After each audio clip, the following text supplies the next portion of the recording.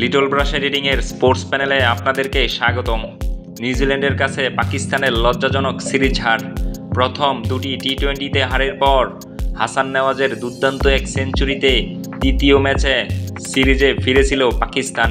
দেশটির ক্রিকেট অনুরাগীর স্বপ্ন দেখিয়েছিল হয়তো চতুর্থ ও শেষ টি-20তে প্রত্যাবর্তনের গল্প লিখে সিরিজ জিতবে পাকিস্তান।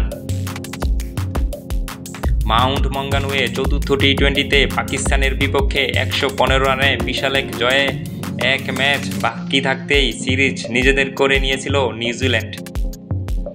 আজ পঞ্চম এবং শেষ টি-20তে পাকিস্তানের ভরাডুবি। পাকিস্তান প্রথমে ব্যাট করে নির্ধারিত 20 ওভারে 9 উইকেটে 128 রান করে। জবাবে নিউজিল্যান্ড 10 ওভার বাকি থাকতেই লক্ষ্যে পৌঁছে যায়। ম্যাচটি জিতে নেয় 8 উইকেটে। নিউজিল্যান্ডের সাথে পাকিস্তানের খারাপ পারফরম্যান্সে কোনো সংবাদ মাধ্যম বলছে চেনারূপে ফিরেছে পাকিস্তান। নিউজিল্যান্ডে 5 ম্যাচ টি-20 সিরিজ জিতে নেয় 4-1 ব্যবধানে। ঘরের মাঠে চ্যাম্পিয়ন ট্রফিতে ফেভারিট হিসেবে খেলতে নেমেছিল পাকিস্তান, কিন্তু নিজেদের প্রথম 2 ম্যাচে যথাক্রমে নিউজিল্যান্ড এবং ভারতের কাছে হেরে যাওয়ায় গ্রুপ পর্ব থেকে বিদায় নিশ্চিত হয় পাকিস্তানের। বাংলাদেশের বিপক্ষে শেষ ম্যাচে বৃষ্টির কারণে 1 পয়েন্ট পায় তারা।